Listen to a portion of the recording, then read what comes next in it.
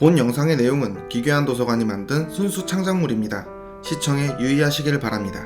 2012년 겨울, 유독 찬바람이 불던 어느 날, 작은 공원에서 사람의 시체가 발견되었습니다. 경찰 조사 결과 얼마 전 사고로 부모를 잃고 홀로 지내던 남성이 있었습니다. 남성의 이름은 김준석. 이 남성은 정신지체를 앓고 있어 7세 정도의 정신연령을 가지고 있었습니다. 준석은 세금이나 복지제도에 대해 전혀 몰랐고 지자체에서도 다 큰 어른이기에 그저 형식적인 절차만 진행할 뿐 남성이 잘 지내는지 관심 갖는 사람은 단 한 명도 없었습니다. 그렇게 시간이 흐르며 전기와 가스가 끊기고 결국 식료품도 다 떨어졌습니다. 너무 춥고 배가 고팠던 준석은 도움을 받기 위해 집 밖으로 나왔고 공원에서 빛나는 가로등을 봤습니다. 준석의 눈에 그것은 너무나 따뜻해 보였습니다. 준석은 가로등으로 천천히 다가갔습니다. 그러나 행복함은 이내 절망으로 변했습니다.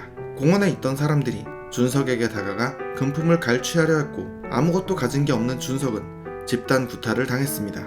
한참을 이어진 폭행이 끝나고 사람들이 떠난 뒤 홀로 남은 준석은 굶주림과 통증과 추위와 두려움에 떨며 가로등 옆에서 영원히 잠들고 말았습니다.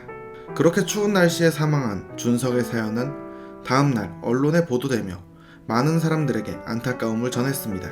그렇게 몇 년의 시간이 흐른 뒤 준석이 사망했던 공원에서 이상한 목격담이 들리기 시작했습니다. 그리고 한 장의 사진이 온라인에 등장했습니다. 기괴한 도서관 오리지널 시리즈 공원의 망자, 지금 시작합니다. 가시죠. 이 존재는 공원의 망자라고 불리며 누가 최초로 이런 이름을 붙였는지는 모릅니다. 그러나 확실한 건 이 존재는 결코 안전하지 않다는 것입니다.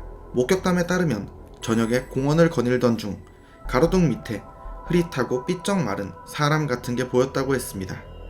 그리고 다가갈수록 당시 한여름이었음에도 입김이 나올 정도로 추위를 느끼게 된다고 합니다. 그리고 동시에 불과 몇 분 전에 식사를 했더라도 극심한 배고픔을 느끼게 됩니다. 그렇게 공원의 망자에게 다가가다가 추위와 굶주림에 결국 쓰러지고 의식을 잃게 되었다고 합니다. 다행히 목격자는 병원에 이송되어 생명의 지장은 없었으나 팔 다리에 손가락 모양으로 경미한 동상의 흔적이 남아 있었습니다. 이후 공원의 망자에 대한 목격담이 계속되며 이 존재에 대해서 3가지 내용이 정리되었습니다.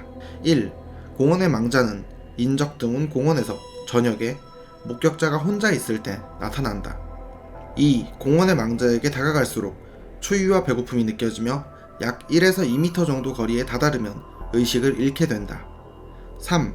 목격자가 의식 잃은 뒤 무슨 짓을 하는지 모르지만 팔과 다리에 손가락 모양으로 동상 자국이 남겨지게 된다. 이후 해당 공원에서는 저녁에 출입을 금지하고 있다고 합니다.